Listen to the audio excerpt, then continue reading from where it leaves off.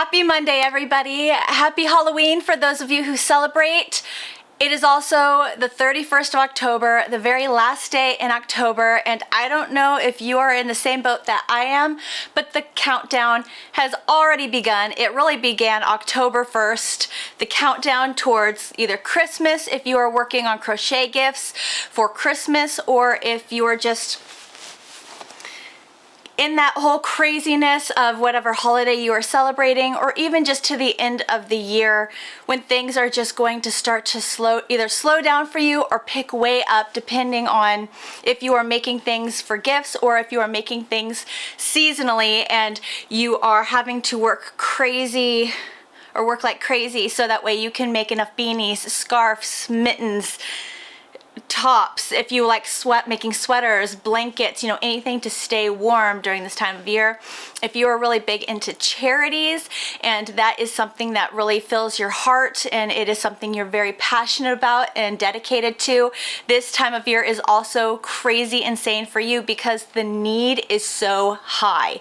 People need those things to keep the homeless warm, to keep the elderly warm. You're getting people asking for help from hospitals, whether it's the labor center where people are having brand new babies and they're needing help with preemie beanies or regular newborn beanies, or even just baby blankets for newborns going home with new mothers. You're also going to need, or there's a lot of need in elderly communities or senior centers where they're needing a lot of lap gans or wheelchair covers or blankets, beanies, mittens, scarves there as well, just extra aid. You're needing the help with the homeless community and they're just needing anything to keep their bodies warm. There's so many different locations that are asking for help. And then you also have the people that maybe are looking for a little extra help with Christmas, and maybe you're trying to offer maybe some stuffed animals, or maybe those really cute beanies or scarves or cowls that would be really cute. Maybe a prayer shawl. I mean, honestly, there are so many different projects that you could make, and I plan on making a video actually in regards to what different crochet projects can you make? Because I think a lot of us end up getting really stuck on a certain project and then we get sick of that project and then we lose either motivation or we lose creativity, or we just need a break from crochet because we're like, we don't want to make that thing anymore. But there are so many different things that you can make and you can crochet, and I think we forget, so I wanted to make a video on all of the different types of crochet projects that you could do, and maybe even one that you knew of but you forgot about or just kind of got off your radar and you're like, oh my gosh, I want to do that. That is my next project because that sounds amazing and I will have so much fun making that. So definitely a video that I think will be a lot of fun to make and to even watch over and over as we lose our crojo. Maybe we're doing fine right now, and then after Christmas, when we've made all of our Christmas gifts or we've made all of those things that we intended to make, and now we're after the holidays, it's January, and we're like, I need to make something because I'm bored, or I need to make something because I'm fidgety and I need to have something going at all times, but I just don't know what I need to make. Then you just revisit the video over and over and over again. Or summertime, summertime, we crocheters, we're like, I don't know what to make, because the time that shines most for us is in the fall and the winter, and so spring and summer can be a little challenging when it comes to thinking of ideas. So bust out this video and just be like, watch it and get some more ideas. So I'm really excited about that one. I'm going to do even more research to dive into what has been done so people know what you're even able to do. Anyways, want to get past that. So it is Monday and I wanted to talk about this weekend and just chill with you again, vlogging behind the scenes with me, Tiffany, if you are brand new, and just go over the madness of this weekend, how I'm ready for my life to slow down, how every day there seems to be something. And I want to talk about this Friday's tutorial, what I am doing, what I have in mind, what I'm recording today, because today is Monday, recording day for me, and what has been going on with that pattern, how I have felt about that material and all that fun jazz. Okay, so I think I want to just go ahead and dive right into the fun, exciting thing, and that is this Friday's tutorial. So this Friday's tutorial, I am showing you how to make my Kleenex holder. And you may be like, wait, like the one with the big square box and over, no, that's not what I'm talking about. I'm talking about, and these are incomplete, so just kind of bear with me here. Actually, so these things, these individual like Kleenex guys that fit in your purse or in your car or in even your yarn bag. I mean, they're honestly awesome to have some Kleenex. You never know when you're going to need it, whether it's to clean up a spill or somebody just has an allergy, or it's that time of year where our noses are just kind of like doing their own thing. But so these individual like Kleenex, oh, wants to focus on my face. There we go. These little Kleenex things, super cheap. I got them for like 3, 4. Where did I buy you guys? I think I got these at Target underneath their traveling section. If you, in the section where you have like the toothpaste and the body washes and stuff like that, there is a wall of travel things, like the little mini shampoos, conditioners, and stuff for traveling. And they had a 3-pack of Kleenexes. So I think it was like $1 something, I want to say, possibly 2 something. But they also sell these at the Dollar Tree also, so great tip there. But what I'm showing you how to make are these little pouches. It'll look like that. Has a little hole there for you to take out a Kleenex. On the back is a flap, so you can insert that inside there and then pull the Kleenex out of that hole. This back flap here flaps over, and I'm gonna be putting Velcro here so it Velcros closed and stays closed for you. It's like, focus on the right thing. Keeps wanting to focus on my face. Anyways, so these things are super cute. And then I also attach some super adorable little crocheted flowers in the corner, and there's gonna be 3 of them. And this is where I kind of need your help a little bit. I have 2 flowers that I am going in between which one I want to actually commit to. And I'm hoping I can show you these without the camera focusing on my face. So here is flower number 1. And I'm gonna be putting a button in the center. It's gonna be adorable. I've done this before. A button in the center for like the center pollen part of the flower. So there's that one, and then there's this one. And these are gonna be made in all colors. So don't assume that the flowers are all red or the flowers are all blue. Right now, just look at the shape. There's that one. I'll make sure I get it real close for you. And again, the center will have a little button. So let me go back to this one.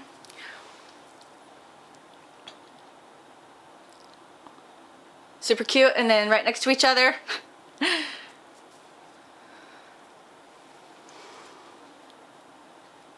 Best as possible, my finger's in the way. I know, it's hard. So anyways, I will make multiple colors. I got white, red,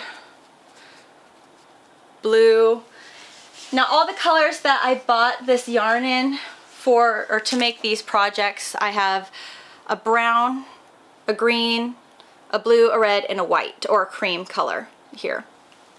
And I plan on making examples of all variations so you have an idea if, like, maybe you don't like the brown. And I've had this happen multiple times on my channel where I will show a picture of an example of the project and somebody will pass on it because they're like, well, I don't like the colors. It's like, well, you can change the colors. You can. I'm just kind of showing you a shape, and you take that shape and change the colors however you want. But people are very connected with seeing something and, do I want to make that or do I not want to make that? And if the first instinct is, I don't want to make that, then they just pass on the tutorial altogether, which is like, come on people, let's think outside the box. So how I'm helping people is I'm making multiple of these. So you'll see it in every color that I have over here. And then I'm going to be making all the flowers and all of the colors and placing the flowers in the corners so you can see all the different variations and really have that visual aid, that visual help and example to get you to see what the potential is in the project. And I'm hoping by having all these colors, you can be like, well, do they have a purple?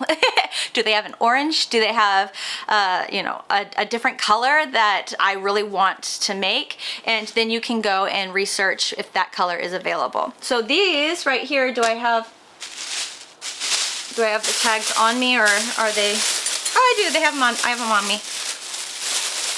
So the yarn that I'm using, I'm super excited about. I've never used this type of yarn before. It feels like a cord, and let me show you real quick.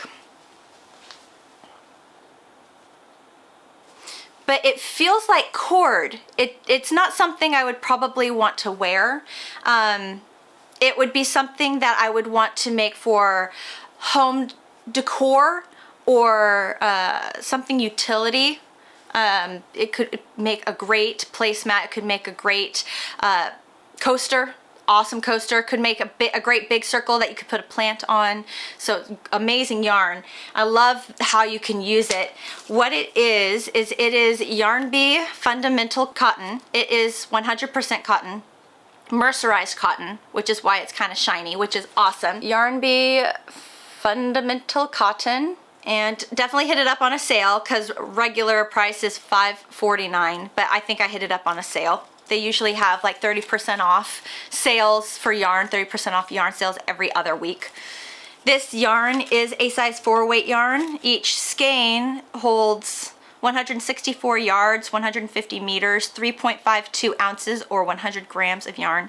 And like I said, it's a 100% mercerized cotton, which means that the cotton has been dipped in a coating that makes it stronger, more absorbent, holds its color better, and that therefore it will stay bold and beautiful in its color for longer. See? Oh, and they are so bold and beautiful. I really am enjoying this process. Now, when I was thinking about putting this project together, in the past I've just used regular, I think I used regular sugar and cream cotton before. I did realize that using Velcro along with the project had its issues. So when I was looking for a yarn to make these Kleenex holders or tissue holders, I wanted a yarn that if the Velcro hit the yarn and pulled off, it wouldn't destroy the yarn. It wouldn't destroy the stitches at all and create this bad fuzz effect. And this yarn, it's like I said, it's like cord. It's not like your regular yarn. And it is, in fact, holding up really strong and sturdy, and I'm super excited about it. So again, playing with different yarns, having different experiences, realizing that yes, different yarns can make a project even better depending on what it is. This yarn, perfect for that home decor. Perfect for that like outside thing going on because it is cotton, so you can wash it. It's fine if it gets wet. It's not going to break down on you. If you need to wash it, you can wash it. It's not going to be a difficulty. It's not going to be, what's the word? High maintenance yarn. It's going to be very user friendly and care for friendly. So I can't wait to think of other projects to use with this yarn because that's going to be great for around the house. This project right now, I'm super excited about. It's inspired by a project I've been hanging on to for a long time. I actually used to make these for craft shows a couple years ago. So I think my last craft show was 3 years ago. So I started making these 4 years ago, and they did really, really well to sell them because they are so useful. And I didn't charge a lot for them, really just kind of make, be mindful of your price, check or watch my video on how to price items to make sure it's fair. But usually I will end up selling my stuff at craft shows for, I usually sell my stuff for wholesale prices, which is basically my time plus the cost of materials plus 10%. And that 10% accounts for the stuff you don't think about, like driving to get the materials, the time it took for you to assemble everything together. I mean, yes, that is, or I mean, not assemble everything together because that's part of the time it took to make it. The time it took to price everything, it counts for the price tags or stickers that you used to price these things. That 10% counts for if you're using that yarn needle, you know, that is something that you needed for the project. If you had to replace that, you would have to use, you know, your money to replace that. That wasn't included in the yarn that you bought for the materials. So that 10% just covers your butt on the other stuff you don't think about. But if you don't think about that, you're going to slowly go under. You're just going to slowly lose out and just not have a fair opportunity for yourself. So that is my formula basically for a wholesale price, is cost of time plus cost of materials plus 10%. If you want more information on how I choose or how I decide how much my time is worth, definitely check out the video that I have on my main channel. I share with you everything that I really just kind of like open book myself, and this is what I charge, you know, for stuff. And this is why I charge that for everything. So I need your help with these. Pick the flowers. Which flower did you like? The 4-petal or 5-petal one. I'm debating whether I should just do both. That's gonna make the tutorial even longer, and I don't want it to be too long, but 4 or 5. Oh, that's even that's probably the best picture I've shown. Wow, well, I'm glad I got to show you that. Okay, 4 or 5. If you're torn, I might just have to do both. This pattern, 4 years ago, this is how all of my patterns 4 years ago look. Crossed off, scribble, scribble. This is what it looks like right now. It's a hot mess. So I'm not too concerned about if you pause the video and try to get this pattern like right now, because I have so many scribbles and so many arrows and I have notes everywhere that it would almost be like a puzzle, like putting everything together. Like, what did she mean? Where did she use that? What did she, you know, so, but this is how I found this pattern. I was going through all of my old patterns, and what I want to do for the rest of the year is I want to have really fast, easy, fun projects that people can make quickly. There's going to be 2 patterns, 2 projects in particular I know of that will be bigger, and I'm hoping to spread it out enough in November, which is coming up. I want to spread it out enough in November where we'll have time if we want to use them in December. Everything else aside from these 2 projects, I want them to be fast, easy projects. And I thought about this one. I was like, this would be so much fun. I really want to show you how to do this. But when I saw the pattern, when I pulled this pattern out and I'm working it, I'm like, oh no. I didn't include a lot of information in this pattern as I was quickly writing it up, because honestly, when you're writing out patterns, sometimes you just want to go. You just want to make it. You just want to, like, you have this idea in your head and you just want to create it. Pausing every row to write down what you just did can be a bit of a buzzkill sometimes. It can really just stop the whole creative process going on in your brain sometimes, because you want to just go. And I mean, that's another thing with the swatches, right? A lot of people don't want to do the swatches, they want to just go. But if they pause to do it, it would be worth it. Same thing with the patterns. Making the patterns every row, writing down what you did, so that way you know the next time you want to make it, you remember exactly how you did it. It can be annoying. It can be just a big bummer to pause and be like, okay, this is what I just did.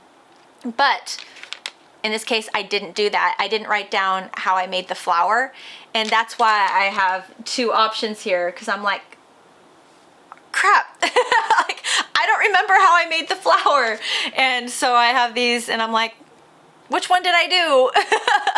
And how do I want to do it? And how do I want to show you guys? And so frustration right there. So I'm having to go back and I'm having to fill it in, fix it, rewrite things, and I'm having fun in the process because it's deconstructing an old project, thinking back, how did I do that? How did I do that? How would it have been done? You know? And so that's just almost a tip to anyone who wants to create patterns, is make sure you write everything down. Yes, it's annoying. And yes, sometimes we want to just go. But if you don't, you're going to be kicking yourself in the butt like I am right now. Because now I'm having to do extra work, having to go back and remember what I did. And some people, I've heard some people, they will work a whole project. They'll be like, you know what I do? I work the whole project up, and then after I'm done with the project, I go back and I write out what I did. I tried doing that and I failed. If you can do that, that's awesome. And depending on what project you are doing, you can do that, especially if it's the same stitch, the same pattern, and you just have to, you'd be like, okay, so this is what we're doing, and we're repeating this for the entire project. And then you just have to count how many rows that you did or how many rounds that you did to make that happen. But it's not always that simple. Like for me, I will sometimes have, decreases in locations, and it's sometimes easy to see where those decreased stitches or increased stitches are if you look really closely, but sometimes you miss it, or it's not always super easy depending on the materials you're using and or how tight the stitches are, or there's a lot of things that have come into play where I have made a project and then I've gone back to count the number of rows and I'm like, oh no. Like, I can't find it. I can't see it. I don't know where it was. I don't know what I did. I don't know when I did it, or when I did the decreases. Sometimes I will shake things up and I won't be in complete order of 9, 8, 7, 6, 5, 4, 3, 2, 1. I'll like really shake it up so that way I don't have such a boxy decrease. It kind of smooths out the decrease. And it's more of a headache to do it that way than if I would have just paused and wrote out the instructions. And sometimes I've actually had to undo the work, frog the work backwards and be like, okay, what did I do? What did I do in this row? Okay, there's an increase, there's a decrease, there's that stitch. That's when I started, or that's when I ended. Yeah, so having to deal with that right now, but it's fine. It's fine. At least it's a small project. It's not a large project. So I think I've got it all figured out for the most part. Enough so where I can record it today. What else did I want to talk about today? Oh, I mentioned in the beginning of the vlog just how busy I've been lately and how I'm ready for things to slow down. And I'm hoping they slow down, but I could be just deluding myself in that because we're in the busiest time of year as crocheters that there's going to be just a lot happening. Not only am I doing tutorials, but I'm also trying to make some Christmas gifts for family members myself. And I'm sure I'm going to find other charities that I want to help out with and things that I have going on. And so I know that even if on my channel things aren't, or they're just going the normal speed, same old, behind the scenes, I'm going to be insane. I'm going to be nuts. So sharing that with you might be a lot of fun as I'm sharing with you my experiences and what I'm doing and engaged in and, what's going on. But even so, like, I have kids that are in that crazy age right now. My son is 12, my daughter's 14. Daughter's freshman in high school, son is 7th grade in middle school, and they're just busy. I'm finding myself like half of my day is me and work and what I need to do around the house and what I need to do for like my pets and all that fun stuff. And the other half of my day is my kids. Either I'm taking them to school, picking them up from school, taking them to an activity, taking them to an event. Something is happening and it's crazy. And my mom laughs at me. I talked to my mom the other day. I'm like, Mom, there's always something there. I'm like constantly moving. Like, what is going on? And she just kind of laughed at me and she's like, enjoy it because you're going to feel like you're going insane right now. But as soon as they graduate from high school, it's gone. And so I'm curious, is there anyone here that is either going through this right now or has gone through it, where they were in the mix of the madness and they understand the madness that is happening in my life right now, and just how abruptly it stops when they graduate from high school. So I'm recognizing that, and I've always recognized that, and in the sense of when my kids were babies, everyone would tell me just enjoy it and soak it in and just be present in the moment with them, forever, like as they're at this stage, as they are here right now, and because it goes so fast. And I would hear people say that all the time. They would tell me that all the time. Enjoy it, be present, experience it. And so I did. My husband gave me the biggest gift of being able to be a stay-at-home mom for the longest time. And it was kind of a gift and a necessity for a while too. We moved every year for 7 years. It was either every year or every other year we moved for 7 years. And it wasn't because of military. It was just job opportunities. Things happened in our lives. I think that was right around 2008, 2009 when 2008 my daughter was born. So right then is when things started to get chaotic, because my husband's in sales and the market had crashed, and so we were really just trying to figure it out. And so lot of backstory on me right there. And because we moved so much, I just embraced being a stay-at-home mom, and it made it easier for me to just take lots of pictures of my kids, little videos of my kids. And I've lost some of it, which makes me super sad. Computers aren't always your friend. Sometimes they crash on you and you lose tons of pictures, which is so sad. But that's one thing I can be super grateful for, is that I was very, very present for my children their whole lives. But I'm also wondering if it's going to make it harder for me too when they graduate from high school and move on into their life. I wonder if it's going to hit me even harder with that empty nest syndrome when they go. But right now it's like, then it was like they were clinging to me all the time, and I was almost like, get off of me. Like, give me space. I want to have identity. I want to embrace myself, and I want to have something for me that is mine and is apart from everyone else. And I fought for that so hard for so long. And now my daughter, she's 14, and I'm like, where'd you go? Who are you right now? I miss you. And she's doing the teen thing where, she's like, Mom. I'm like, okay, I'm giving you space. I'm treating you as an individual and communicating with you a lot.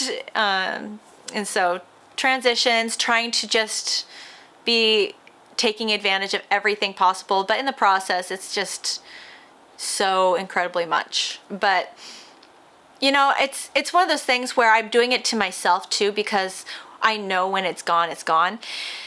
And so I don't want to complain. Yes, it's a lot. My day is insane all the time. But I'm doing it to myself too, because I want to be as present as possible. And I want her to have experiences in doing things, like going to things and doing things. I don't want to be the no parent who's like, no, I'm too busy, I'm too tired, I can't do that. I want her to have experiences. And then my son is right behind her, and soon they're going to be like, pew, I need to be here. Well, I need to be here, and that's coming. I know it's going to get worse before it gets better. But yeah, that's kind of it right now. That's a lot of busy week. Halloween today. No time to really get Halloween costumes. I've been all over, and it's like, where did all the Halloween costumes go? We went to Spirit Halloween, we went to Target, we went to Walmart, we went to Goodwill, We've been everywhere. It's like, where did all the Halloween costumes go? We've been looking all week. Like whenever I could have a second, I would be like, let's rush to the store real quick and see what they got. And there's nothing. And I'm like, what happened? And I missed Amazon, so I didn't even like what Amazon had. So it's not like I could be like, Amazon Prime that, 2-day shipping. I didn't even like what they had. So it's like, oh. So that was the madness that kind of happened Friday and Saturday. Sunday we moved Hannah. Do you guys remember Hannah? She was helping me with my lives, my bestie. She moved, so we helped her move on Sunday, and that was a whole day thing. So yeah, there's just always something, but embracing it. And you guys are gonna get to see how everything happens every day and where I am at in the behind the scenes of my channel. Probably a little more than you wanted to hear, a little bit more than you may have cared to hear, but just wanted to kind of let you guys know where I am at, and that sometimes life is crazy and sometimes life is messy, and the YouTube scene is incredible. It allows me to be home, to be present for my kids. If they need me, I am here, and I can take them to something to their school if they need, or I can make sure I have time for doctor's appointments or anything. I am present, I am here, and YouTube has given me that incredible gift. But YouTube is not easy. It's something that takes a lot of structure, it takes a lot of time, and those deadlines and those tutorials, needing to be there every week, being present on social media, being present in all the places, it can be hard, especially when you have a life that you're also trying to balance with your work, you know. So I want you to see that. I do. That way, if ever in the future, I'm like, guys, I need to take a week, you know, or guys, something came up and blah, blah, blah, blah, that you guys know me and you know my family and you know my behind the scenes, and you'd be like, we get it. So yeah, in that regard, I really want you guys to get to know me, you know, and get to know what it's like. And if I can ever like help you, if you want to start your YouTube channel and you have any questions, feel free to reach out and ask me. I am an open book, and I would love to be able to lift you guys up and help you as well. Anyways, this was a lot longer and it went on a tangent that I wasn't expecting, but I love these. I love these vlogs. I'm hoping to create a couple more this week, and I have a lot to share with you. I want to try to make them shorter, and unfortunately I think I went long again. I have this thing where I want to make shorter things, but they end up being way longer than I intend. But I hope you enjoy this. I hope you have a beautiful Monday, guys. If you celebrate Halloween, happy Halloween. And tomorrow, November 1st, we are going to start getting very busy, finishing out this year strong, and having a great time doing it.